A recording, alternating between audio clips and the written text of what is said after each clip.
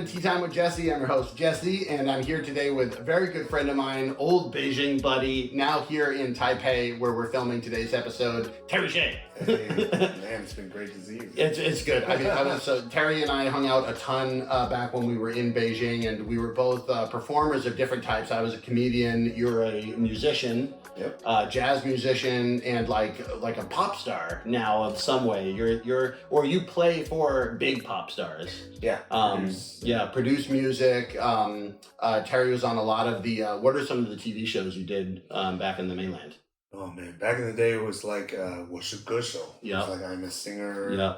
蒙面唱将, So like The Masked Singer. Yeah, The Masked Singer, shows like that. Yeah. So you'd be like in the back playing trumpet. Yeah, I was in the band. I was trombone. I was a trombone. Yes, I started kind of as a session player doing that back in the day, and have sort of moved up from there.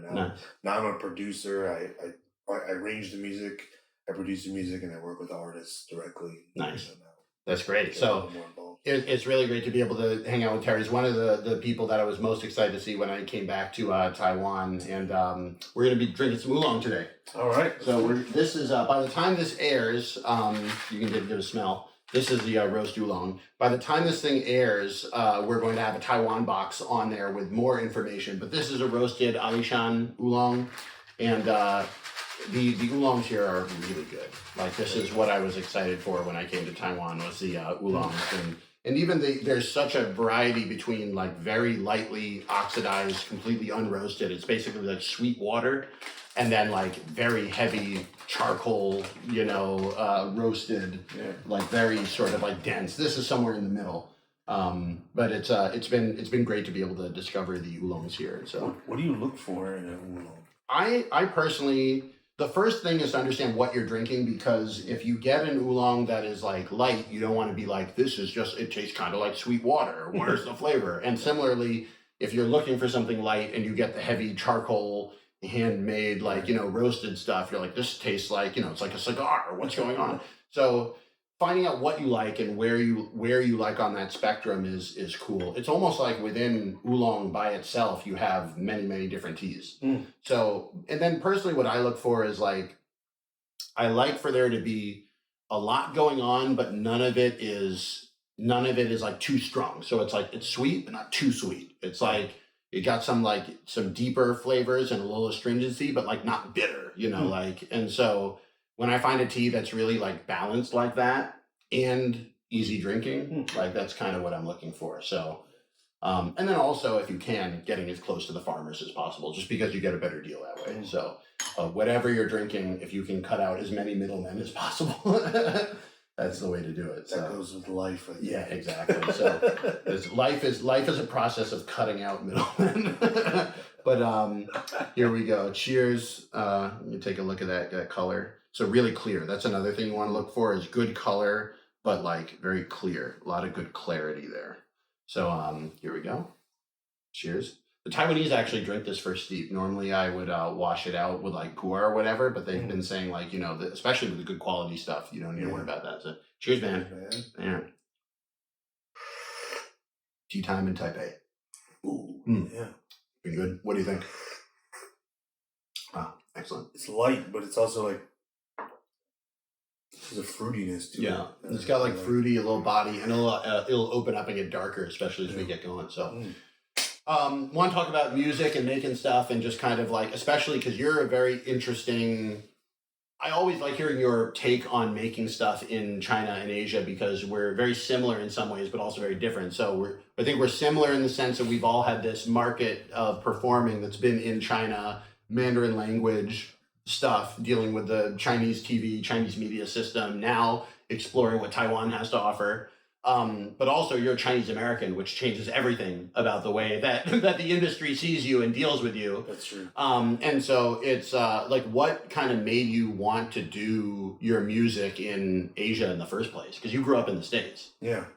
I mean, I didn't really grow up speaking Chinese. So and I mean, even though my parents are both from Hong Kong, I grew up in a much more American style household than a lot of my Chinese American peers who had parents who were maybe first generation immigrants or they spoke a lot more of the language and maybe had more, I wouldn't say culture access, but maybe direct connection to the culture. So I felt that when I graduated from college, or actually when I went to college, I really wanted to study Chinese because that was something I felt a little bit of, I guess you could say, shame about not being able to speak Chinese as a Chinese American. We would always have these dinners, and my dad would have colleagues from China. He's a professor, and they would be like, "Oh, so which one of you doesn't speak Chinese?" My brother and I were both like, which must have not been fun at all. Yeah, I think there's a certain amount of like, I wouldn't say shame. Yeah, I guess you could say shame. Yeah, when it comes like when Chinese people see each other and then their kids can't speak the language, don't really have a connection to the culture, and they're like, we're not connected. It feels like the world is like, in a couple generations, we'll all just be the same, people, right? Yeah, exactly. But So- was it intimidating to look at the idea of studying Chinese though, as a Chinese American and starting kind of from scratch? I think for me, it was. I mean, I had a couple of years of Chinese school when I was like a little kid, and I knew how to speak some very basic phrases. I can ask. Yeah. Go to the bathroom. And Yeah, stuff. yeah. But for me, the intimidation part was when you start learning Chinese and you go to the country. I think this is with like a lot of Asian countries too. People look at you like you should be able to speak the language. Their expectations for you are very different than me. Right. So when you go there, they look at you and they think, "Oh yeah, you speak great Chinese." Yeah, yeah. No matter what Or you level. go like ni hao. They're like, Right. "Wow, you're doing really hao," Right. Or you can be. I had a joke on that, which is like, I've been here 9 years, but like I don't know if my Chinese has gotten any better because people said it was good the first day. I landed like ni hao, then and now I'm like, hey, 你把那东西放在那边的, like it's the same reaction. Right. You drop some Yeah. knowledge. Thank Well, you. we had I did another podcast with a Australian Chinese comedian, Annie Louie. She was performing here, and she was like, being in Asia and in China or Taiwan or Hong Kong is like, they think she's slow.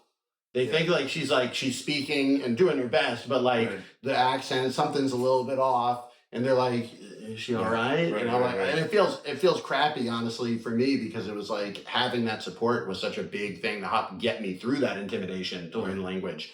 So that was what I was saying, is how did you get through that learning process without that support? Well, I think the big part of learning any language, no matter what you look like or what background you come from, is that you have to be willing to be not afraid to make mistakes. Yeah. And just screw up all the time. And I think that when you're in that environment as a Chinese American in China, they're looking at you like, who is this idiot bumbling? Yeah.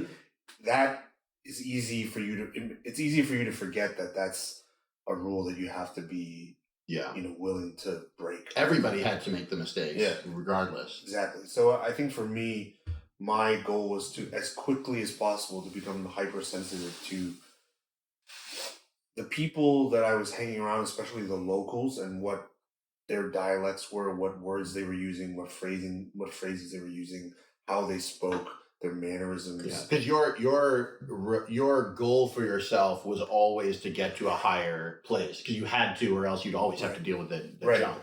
So like that little stuff about getting off of the textbook language and into the real life language was even more important. Yeah. So that's sort of how I fell into the music scene. Was when I was doing the language study program in Beijing, I ended up meeting a bunch of musicians, and they were local musicians, but also a few Chinese American. Thank you.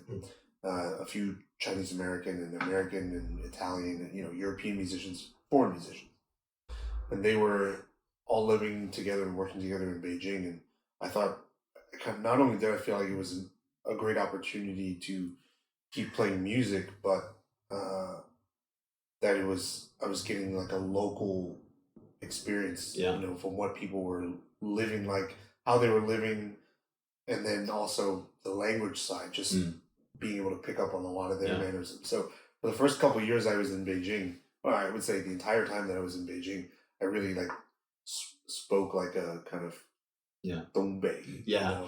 I remember always speaking to you, and it was you had this sort of like kind of low, growly, like, it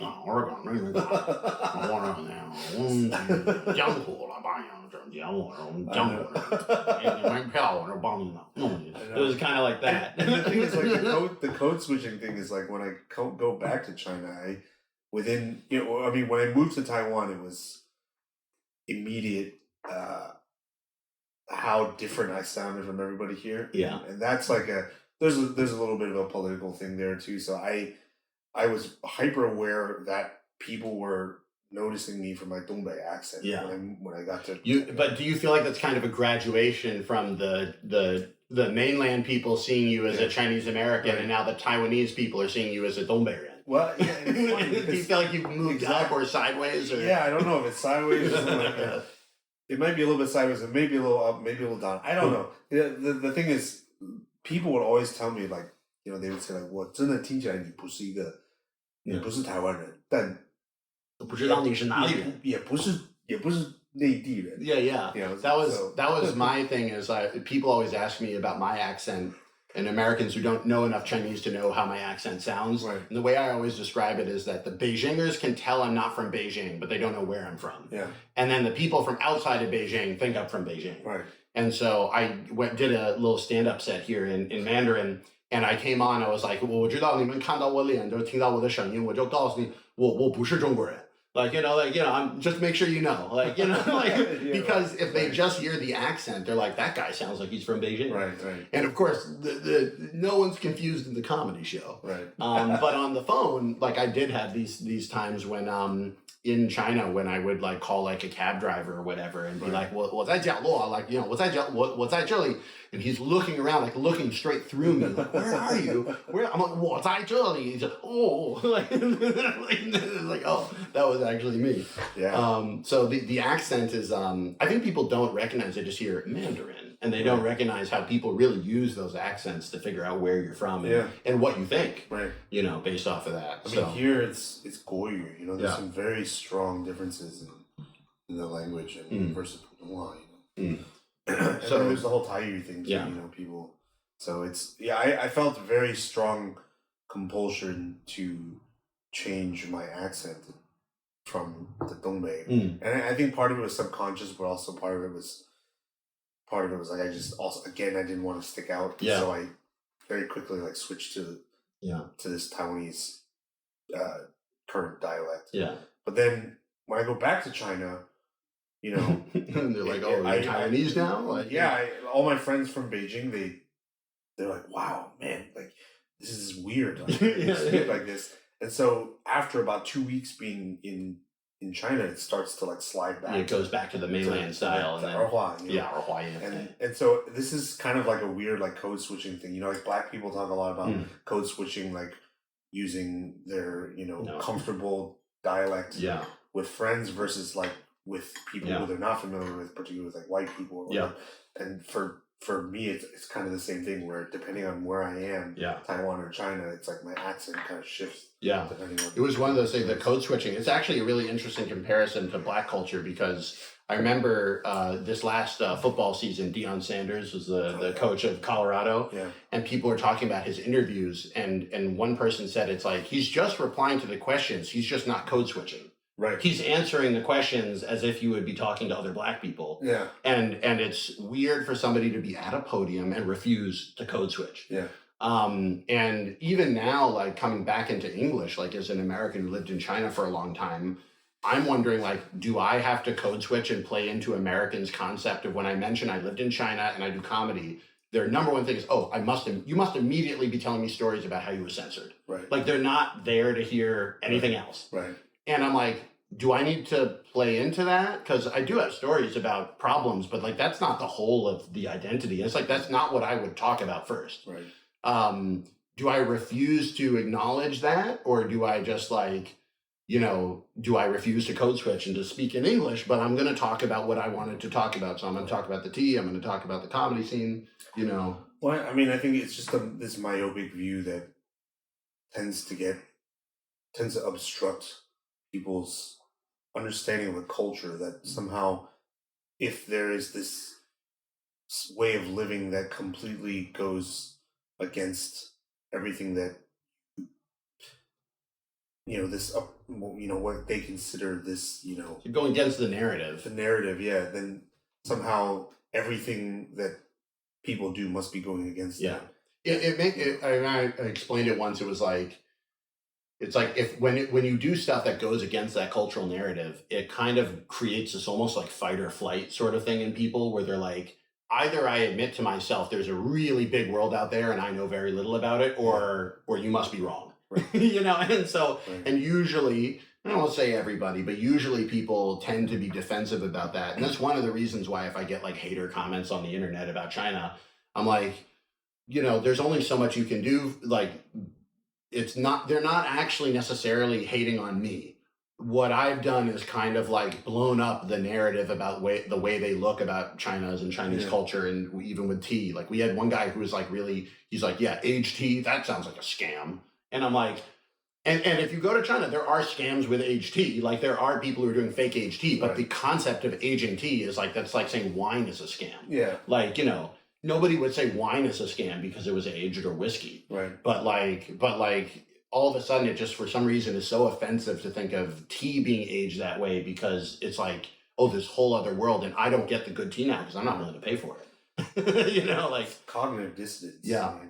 So anyway, so you were in locally with the Chinese music, jazz, pop scene. What was it like?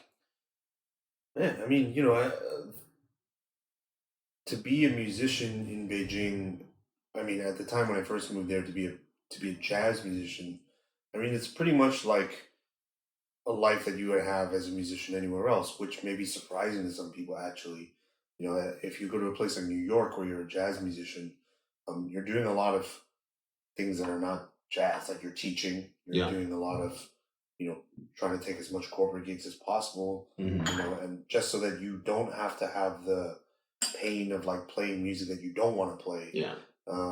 And to play the gigs that you do want to play. So like, most people would rather play a corporate jazz gig than like, play type of music or like get a day job that they didn't want to do. Exactly. So, or, I mean, you just have to do something to make up the difference. So a lot of people do teaching, like teach music. There's a music academy in Tongzhou called 现代乐学院. And so a lot of my fellow jazz musicians taught there. I taught at afternoon jazz programs at one of the international schools in Beijing, the International School of Beijing. Yeah. Out in Shenyi, and there's a myriad of, kind of piecemeal programs that you can make to put together to make those. Yeah. I mean, I remember my first year of doing Chinese comedy full time. Did I tell you about the 7-year-old's birthday party I did? Yeah, you did. The funny, so there was this, I got a call, they're like, somebody has a birthday party, like, show up at this restaurant. And it turned out to be a 7-year-old whose parents, I guess she liked listening to the radio. And so they were like, that's a talk show, right? And in Chinese, the word for stand-up is 脱口秀. So they're like, my 7-year-old likes talk show. And so they hired me as a stand-up comedian. And the other thing is, they didn't have a private room. It was just in the restaurant. Like, it was just like, they were one table amongst other people, and no mic or anything. I guess I'm just like doing my bits for this table. Like, I showed up as like a bad waiter who was like trying to like make people laugh to get better tips. And I did, and I'm like, I'm going to eat it. And I ate it for 12 minutes and I bounced, and I probably got a bigger tip than the waiter. So there you go. There you go. But like, that's the sort of gig you got to take in the beginning. Right. And then at that time, what did you think it would be like when you made it in the scene? And was it actually different from when you actually grew in and became more like a bigger member of the scene? Well, I mean, I think there's a difference between being a jazz musician and what I do now, which is producing and working in the pop music industry in China and Taiwan. And for a jazz musician, I was really, your kind of goal is just to kind of make it, as playing your own music. If you can be, a couple different routes. You can be a sideman, which means that you play for other people. And there's not that many jazz musicians in Beijing. So we're kind of a small, isolated community, but very integrated with local musicians and foreign musicians together. So the foreign musicians all speak fantastic Chinese, and and so we all the lingua franca in the jazz community there is Chinese. So that's a really making it as a jazz musician there kind of means being able to have like a regular gig playing your own music. And just kind of making it day after day. Because jazz is so improvisational. It's like a form of communication already. Like, do you feel like having the language skill to be able to communicate better with people in person helped you communicate better through the music? Or was it really like, hey, if we know jazz, you know jazz, and you actually don't need to speak the second language? Yeah, I think it's a little bit, well, obviously like verbal communication is really important for like being able to get across your ideas and how you want to be able to play the music in the planning stages. Because even though jazz is improvisational, it's not purely improvisational. Sure. There are still like common denominators musically or verbally that you have to be able to tell somebody, like, oh, we're going to the bridge, we're going to the B section, let's go backgrounds, play the head.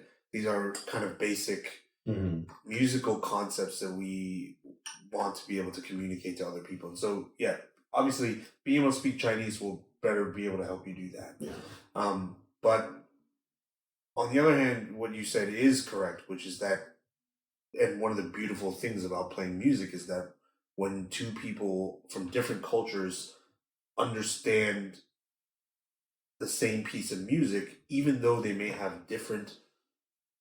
even though their cultural lens may affect the way that they hear the piece, they can still come to like a very, very close mutual understanding about how to play that song together, without needing, a language in between, without needing another language in between. Do you feel almost like, because jazz is like originally, was created by Black Americans. And like, do you feel like in some way, like as a Chinese American and them as maybe Chinese or Italian or whatever, because is almost everybody coming to this almost as a second culture because of that creative like so. Where it started? And I think it's really interesting that in China, you had a ban on Western music from 49 until 1978, really, when when when the end of the Cultural Revolution happened, and they officially kind of began opening up the country. And so every other country in the world, that has been directly linked to the United States in some way, has had direct access to jazz music for those like 30 years or 30 some odd years. But China did not. Yeah, broke for a while. And so coming back to the table in 1978 and then having a sort of a Western music revolution really provided a different, maybe not different, but it's interesting to watch how this like continuum of jazz music came up in China after 1978. How do you think it changed the way that they dealt with the music to have been cut off for 30 years? And let's be honest, like before 49, there was Civil War, there was world, like people weren't listening to jazz, like regular people may not be listening to jazz. Well, actually interesting. So like in the 1930s and the 20s, Buck Clayton, who was Duke Ellington's trumpet player, was in Shanghai for like a 10-year stint. 10 years. Yeah, he was there for quite a while because they basically decided to leave America because they wanted to get out of segregation and all this stuff. They came to China and they had this gig at the Canadrome Ballroom in Shanghai in the late 20s, early 30s, right before the Japanese invasion. And Buck Clayton ended up working with this Shanghainese playwright Li Jinghui, and they together basically created the music that was like the foundation of modern Mandopop. Oh, really? Oh. And essentially what Buck Clayton did was he listened to like the folk melodies from what people were listening to. He said, oh, if we can put this over blues scale, we can do this. And so a lot of that that like Shanghai Yeah. aesthetic. Those those cigarette it's like girls it was very jazz bar-y, you know, the the Terrence sort Hsieh of and old everything. posters and the cigarette box, you know, Qipao on the poster. A lot of that music was like a collaboration between like Buck Clayton and Li Jinhui. So really, like the Chinese modern Chinese Mandopop does have black music to thank for as well. That's crazy. I So mean, they this was like one of the things I remember that always struck me when I was in the early days of the Chinese comedy scene. It was like, it really felt like I was like one of those people in some way. Like, you know, or improv even more so, because improv was even smaller. But there was like, sometimes I would like do an improv workshop. I wouldn't think about it. And then 5 years later, I would find out like the first person who started an improv troupe in whatever Changsha had taken this workshop, and like that was the thing that got it going, and I never even knew. And so it was fun to be part of an arts scene where that was happening. Yeah, and to some degree, even like it's a weird thing to say, but like I almost feel like we're there with T YouTube as well. You know, like there's not a lot of T YouTube stuff. You know, whatever there is in 10 years, like, you know, it's possible that the people who are making T YouTube things in the future are going to be watching this episode. So it's there's something fun about being way up at the start of those art forms. Did you feel that as well with some of the jazz in Beijing, or was it pretty well established by the time you got there? By the time I got there were a couple of musicians who were like pretty. Well established. Meaning there were venues for it, and there were people playing, and there's like clearly a group of audience members who are already listening. The guys who like got in early, I think, are like Xia, like Beibei. There's a group of musicians who basically, you know, after they graduated from the Central Conservatory or whatever, they decided they wanted to study jazz, and so they were like trading cassette tapes and bootleg tapes, because at the time those music were still not allowed. So, you know, those guys were like, I would consider them like the progenitors. Liu Yuan, you know, there's some of these guys who are like revered kind of godfathers of the scene. Around the same time, Cui Jian was like kind of his name. So Liu Yuan and Cui Jian are like, you know, Liu Yuan plays in Cui Jian's band, and they were together for a long time. And Liu Yuan now opened East Shore. That's his. Oh, that's his place. Okay. Yeah. So a lot of times you'll see Cui Jian in there at night. That's cool. Hanging out, and you know, I know him. You know, in an auxiliary way that we hang out sometimes. That's great. When I'm in there, but he really loves jazz music. He loves trumpet, and he loves hearing all that stuff. And Liu Yuan is like a major patron of the scene. Wow. So that's really cool. Yeah, East Shore has been a real staple of the Chinese jazz scene for a long time. That's really cool. So we're going to take a little bit of a break here. We're going to talk a little bit more about the pop music, about doing some big shows. I just really loved hanging out with you in all those jazz shows. So I wanted to get back into jazz. I know you haven't been doing as many jazz shows, but yeah, it comes back, man. It all has a way of cycling around. I really do think so. So anyway, I'm Jesse.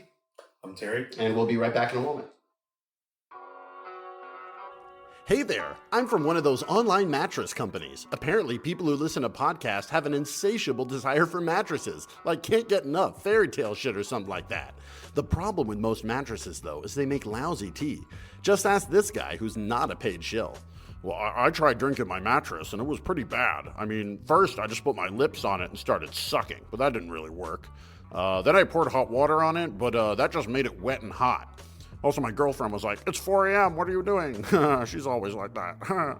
The problem would be solved if instead of a mattress, you were drinking Jesse's Teahouse teas. Jesse gets teas straight from small tea shops and tea farmers in China and puts them into his subscription service. Just use the code JessePod for $10 off your first order of $30 and stop trying to drink your mattress. Hello, everybody. Welcome back to Tea Time with Jesse. I'm Jesse, and I'm here with Terrence Hsieh.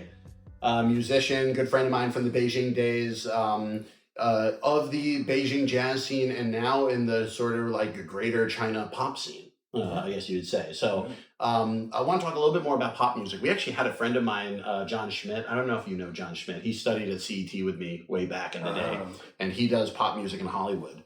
So we've actually had a pop music person on the podcast. Although I don't know if that's aired yet by the time we've done this out. But I always am interested in pop music, though, because it really it really speaks to me in a way of trying to do pop music from another culture. In some way, you need to really radically change your idea about like what's popular, you know, And what's good. and what's good. Yeah. And so I guess that's the first question: is what is Chinese pop music like, or Mandarin pop music like, for people that have maybe never listened to it?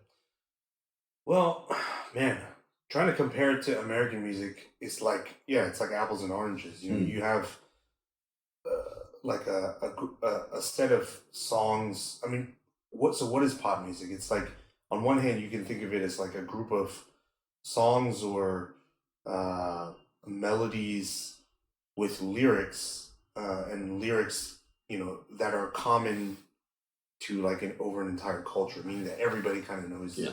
When you sing about X, people know what you're talking about. And they're usually attached to a certain group of people. So, you know, you've got Jay Chow. Yeah. You know, you've got JJ Lin, you've got David Tao, you've got, Ame, you have, you know, Sun Nan, you have like all these different artists, and they, you know, so that's kind of what popular music is the It's sort group of works that, you know, they create, or that the industry creates for them, and that people just commonly know those. And nowadays, it's like, it's not even just the music. It's like, it's the concerts, it's the TV shows, it's like all that sort of stuff together. Totally. So and so when you first got into pop, you originally, as you said, you were playing in the back of shows and in concerts. And what was that like to be in like a big arena, you know, playing for whatever, 10,000 people or something like that? Yeah, the first shows I did were just like TV shows, so it was just me staring at a camera, you know. But that's almost in a way. I mean, there's a terror that comes with we call it studio fright, you know, where you're staring at a microphone, and then you start to have all those like artistic doubts. You get the yips. Exactly. Like, you know, yeah, like, you know, exactly. When that microphone is in front of you in the very beginning, when you are a inexperienced session musician, you know, just kind of coming up, you start to have a lot of like fear of, you know, performance anxiety issues coming up. And the same thing with the camera, and the same thing with, you know, a bunch of people sitting in front of you. So, but what I did at the beginning was play on a lot of these TV shows. Thank you. And I was hired to be on a lot of these singing competition shows in the backing band. So 我是歌手，我能唱将，中国之声，you know, a lot of these 深入人心, you know, these shows, and so that's what I was primarily doing, was just playing trombone in the backing band, and I did that for, you know, transitioning out of being a jazz musician to that started as early as 2014 for me.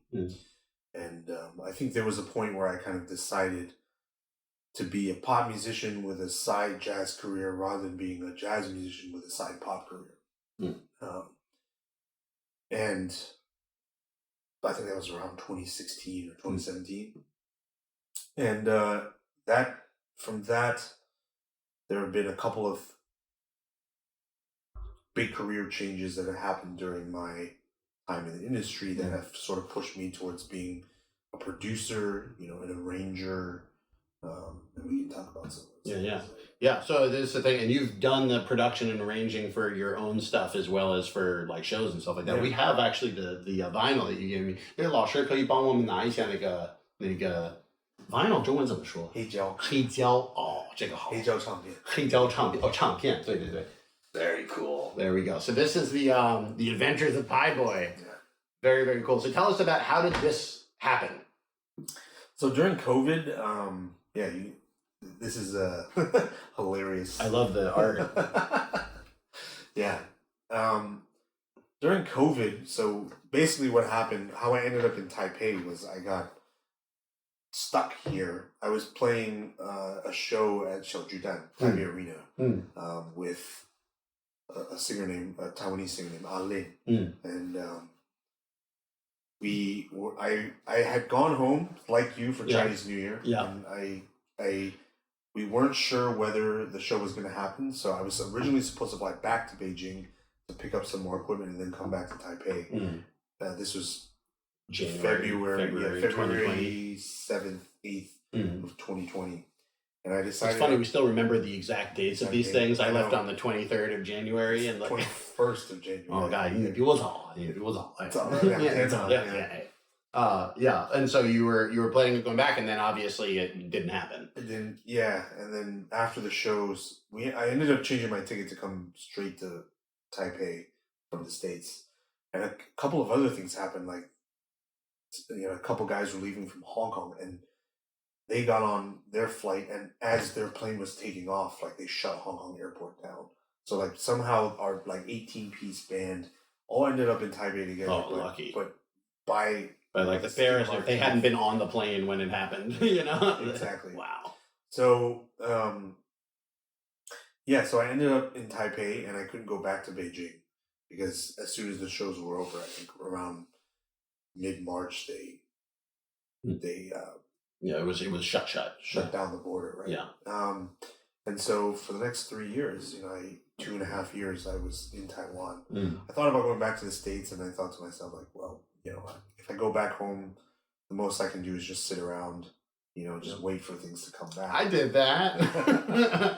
I made a lot of online comedy, and it was not wasted, right? It was not wasted, but it was definitely, it felt like sitting around waiting for things to open up. And it's absurd to think about, but it felt like that from the entire time between when everything shut down until I got the vaccine. Yeah. And that was, 12 months, 13 months, 15 months. Because we had, for the people that came from Asia, we had 2 extra months of COVID craziness where everything shut down in America in March.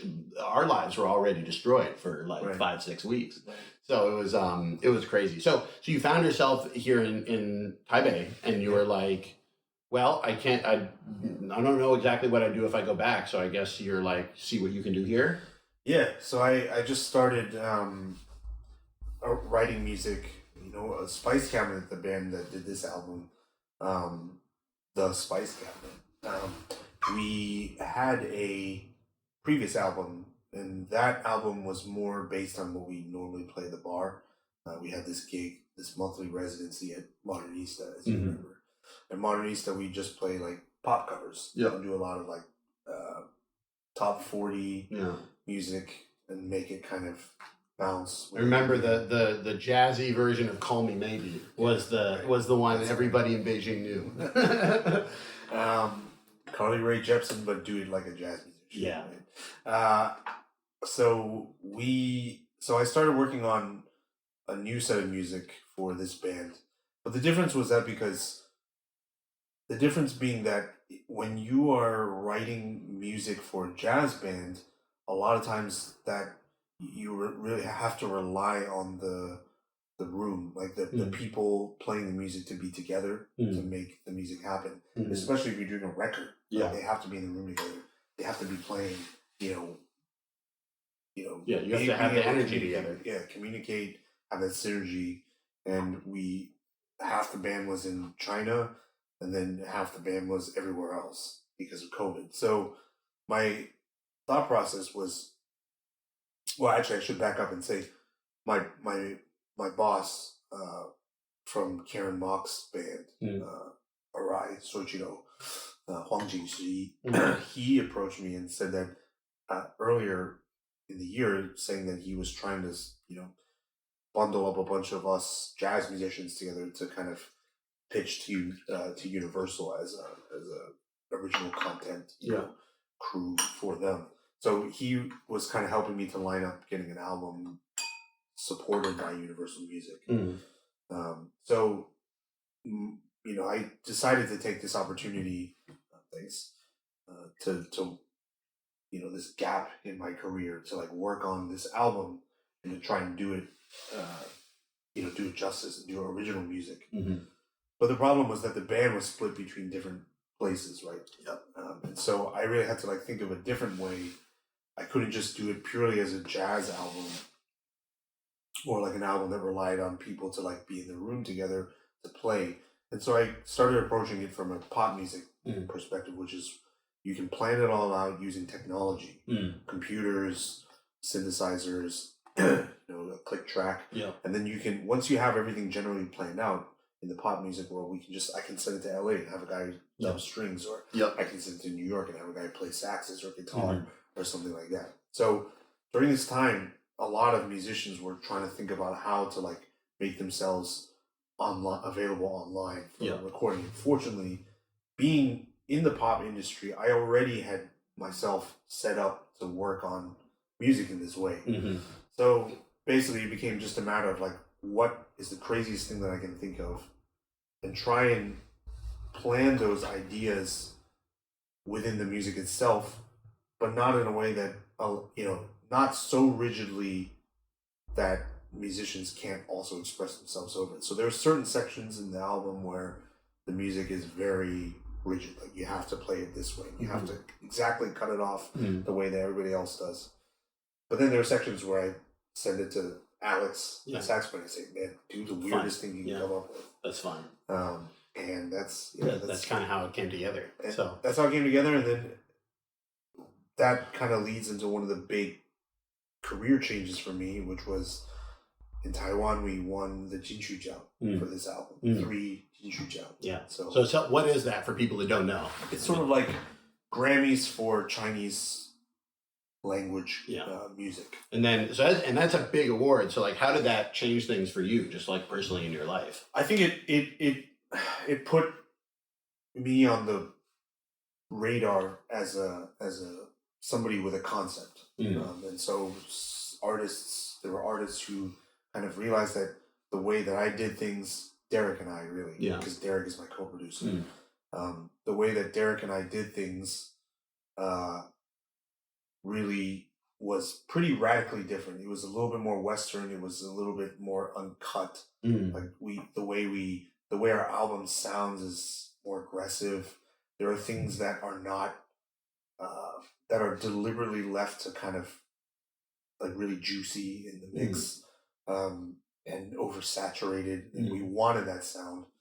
And so to have this really aggressive approach to music is not something that a lot of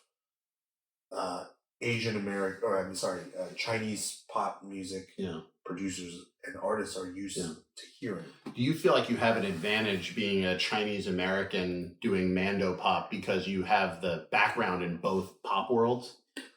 I don't think it necessarily comes inherently from being Chinese American. I was lucky because I had a couple of Asian friends, like Taiwanese friend, a Chinese friend, and a Korean friend growing up, and they would give me mixtapes of music from Taiwan and Korea and Japan. And so some of the songs that some of the artists that I work with, and the songs that they sing, I had heard as a kid, and so being able to reconnect with those and having that in my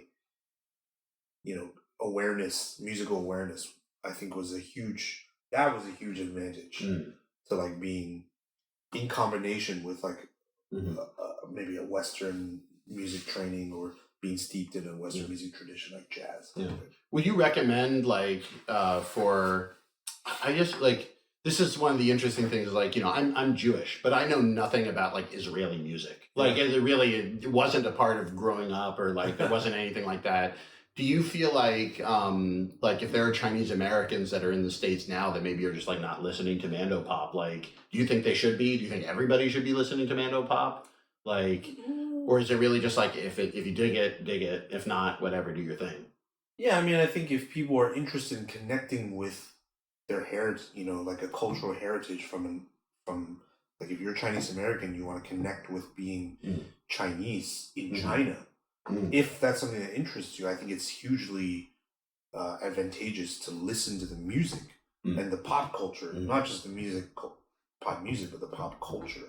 What movies they like, the lingo, the way that they talk to each other, just the everyday kind of lingua franca of that culture. If you want to connect with that, I think that's a great way to do that, because it shares, from all that pop culture, you can understand their insecurities, you can understand the things that make them sad, make them happy, and if you're able to absorb that And I think it'll give you a really good Because it's idea like of what that they like. because if you're like not from America and you're like, what are Americans thinking of? And Katy Perry asks, do you ever feel like a plastic bag? And then they're like, I do. I have felt like a plastic bag. Right? And then you're like, this is like, yeah, exactly. but that's a lyric that would only be in a pop song. Right? Like that's what pop is there for. Oh, maybe T.S. Eliot. Maybe, yeah, it could totally be. Yeah, you have to go one way or the other. This is like, or E. Cummings or whatever. Yeah, Has anyone ever done E. Cummings pop music? I'm sure it's... Yeah, that would be a thing. We gotta get you on that if next album. But hit me with that copy. no, but I think it's so true because like a lot of people I think try to like bull rush their way into learning a language and a culture by doing language. And it was like one of the things that I always recommended to people like to learn Chinese was like find something you actually like doing outside of language and do that in the other language. Absolutely. So like I would watch NBA games and then I would like be watching NBA games in Chinese. Right. And then try to figure out what was going on. Right. And then it didn't feel like work because I was just doing basketball. But that's the way it was. Yeah. So like for basketball, like it didn't feel like work to be watching an NBA game. And similarly with like, watching movies, listening to music, like, and you don't need to be listening to obscure music, like listen to what's popular. Right. So yeah. It's funny, like you brought up NBA. When I got to Taiwan, being reading 简体字 in Chinese, and I had to figure out 繁体字 in Taiwan. So what happened was I at the time the Final Fantasy VII remake game had just come out, and I desperately wanted to play it. So I went and bought a used PS4 from some guy on Craigslist or Facebook Market, and then I bought a copy of Final Fantasy VII from one of the stores behind Guanghua in Taipei, the computer market. And then I popped it in, and then I realized all the menus are in 繁体字.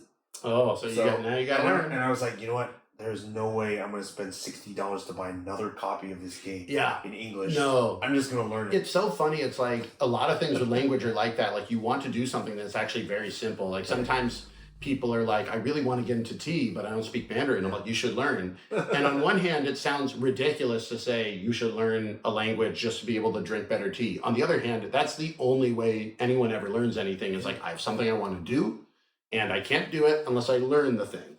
I mean, so many people like learn Japanese so that they can watch anime. Yeah. Or learn Korean so they can watch K-dramas. Yeah. And so... And I think that is a totally valid and useful. I mean, because in the end, language is you have to use it. Yeah, it has to be useful in order for you to maintain. Yeah, to use it. Right? It's a tool, and you need to want to build something with it, or else like, what's the point of having all these tools? Exactly, and then you just forget it, right? Yeah, like my Spanish, I haven't used in years. Yeah. ¿Cómo te llamas? Like, ¿Dónde está el biblioteca?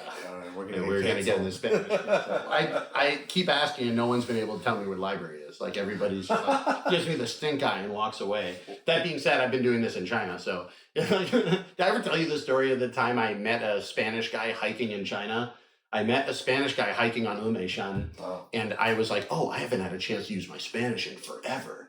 So I walked up, and I was like, I'm going to try to do this. And so I asked him, I was like, I wish. I should have asked him. He's like, down.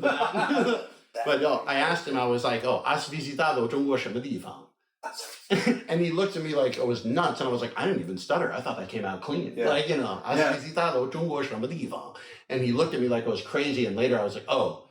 I've done that too with Spanish and Chinese. They weirdly they mix up together. So now whenever I try to speak Spanish, it's not often. I have to tell myself to speak English in Spanish. Right. I'm like, just speak English, but use all the wrong words. Right. And that's close. I'll still make mistakes, but it's closer than Chinese, where like the grammar and the mentality is like completely different. Like so anyway, so get back to the pop world. So now you perform and you produce, and do you have a story of like a Mandopop musician that you really like that you've gotten the chance to work with, and what it's actually like working with them? So currently, I'm playing a lot with David Tao, and he's about to go back on tour in a couple weeks. couple months. So I think in March we're going to start again. And he's been kind of out of the circuit for a little while. But DT, as we call him, his story is really interesting too, because he's also like Taiwanese American. And he's one of the, you could say progenitors of the modern Chinese pop music. Like in the 90s, he predates Jay Chou and JJ Lin and Wang Lihong, all these guys. And his music, when you talk to him about it, I mean, the guy is like a walking encyclopedia of music from the 70s and 80s. So he's like a Beatles nut. And coincidentally, I'm also a Beatles nut because my dad loves the Beatles. And so I grew up always listening to the Beatles. So working with him has been really fantastic because I get to see just how much actual blend of music that he has taken from the West and from China together to make the songs that are like classically known as, I have so many friends. If you were a 90s kid in China, you grew up listening to David Tao. Yeah. And to realize how many of those songs were actually, amalgamations of, he put like all the these Beatles. References. Yeah, like, Yeah, like there's all these Beatles references in this song that are like tucked away in the back. And people, you would never know that if you didn't like have the stems to listen to. It's kind of like really encouraging from a cultural perspective because like you think like Mandopop, like a lot of times you think, oh, it's in Mandarin, that's them doing them or something like that. But actually, if you look into it at that deeper level, music is music. So like the people who are on the forefront of music are never like locked in a room somewhere not listening to music, right? So it's all going to kind of come together, and in many ways it's like the best of everything, that it can be very uniquely Chinese and different, but also it's not like coming from a different world, right? I mean, in the end, like I think the differences between music, in the West and music in the East, like you could say on one hand that there's superficial differences, like, oh, they use different chords, they use different ideas, the lyrics are clearly different, the cadence which they sing is totally different. But I think what the universal factor is just, it's like a deeply cultural, there are a lot of similar musical parts that go into Chinese pop music and American pop music. And, it just happens to be arranged in a different order that maybe doesn't quite, click with Americans the same way that it clicks with a Chinese person, or like Katy Perry is not going to click with a Chinese person the same way. It's going to click with. But do you feel like out of, let's say, 100 friends in China, how many of them do you think have felt like a plastic bag before? I think everybody has. So it's like, so it's all there really if you think about it. Including Kim Jong-un. It's we're referencing that. That's So but anyway, so what is it like working with these like big pop stars in person? Like what is it like working in person? Is it like, is everybody in the team like, oh, big guy, or is it more like this guy's just an artist, but then when he goes to the show, it's a bigger show? What I like about DT is that he is really like no nonsense. For him, if you're working for him, he really like treats you like a colleague, and I think that really stems from his like respect of musicians, and he really does feel that he wants to be like one of the guys, one of the guys being the guys in the band, and that's a really awesome environment to be in when the artist like really has like a deep respect for the musicians and the craft that they're doing. It's not always the case that different artists are like maybe more sort of part of. Everybody's their own way of doing it. Yeah, and some artists are more or less in control. DT happens to be one of those guys who wants more control of the music, and I love that. But you have other artists in China who have who maybe want to cede more control of the music to their producer or to their manager, or something like that. I guess everybody's in it for a different reason. Like some comedians want to like, well, comedians a little bit different, but it's like some people like, some people want to be involved in, or even for the tea. Like I want to be picking the tea. There's no point in running a tea company and having somebody else pick the tea. Like it's so hard to run a tea company, and I like doing it. So like, but there are other companies that I know that have started tea companies. I met people who went to Harvard Business School, and they started a tea company, and they'll taste the tea and give their opinion, but they're not there to find the tea, But then again, like I have done enough graphic design to recognize I'm bad at graphic design, and so we have Hong Claire. She does our packaging. I give my opinions, but like I'm not coming up with this like out of my head. And so I'm happy to see that off, whereas like somebody else might be getting into a whole business and making a product just because they want to do the design. And so it's I think like, would you say like for yourself, what are the things that you have to be working on in a musical project or else you're not in? Like it's not a personal project, and what are the things you're like, yeah, I'll give that to somebody else? For me, I think if somebody's going to hire me to be a producer on their team, that I want at least I want to feel that what I'm bringing to the project is valued. That my musical experience, my communication skills, the input that I have to give on how we're going to A&R this thing out, or how we're going to make this, project work for the artist, is being valued by the artist and by their team. And I think, everybody wants to be valued when it comes down to like their input on a project. But as a producer, it's very difficult to do a project if you don't have that trust from the artist. Because a lot of people ask like, what do producers do? And it's like you're sort of like a coordinator, right? You're like, when you are a producer, your musical talents are actually taken for granted, right? Like your vision is so much more than just what the music does. Of course, as a producer, you're also expected to be able to communicate with the people, the session guys, like how they're supposed to play this thing, how translate what the artist feels into specific musical. Like be actually able to tell people what to do. Tell people what to do, because the artist may come up with something to you and say, "Oh, I want this song to feel more yellow. I want a clear-headed. Do you remember? I want it to shine. Can you think of like the weirdest note you've been giving while you're producing stuff that you've had to try to communicate to people?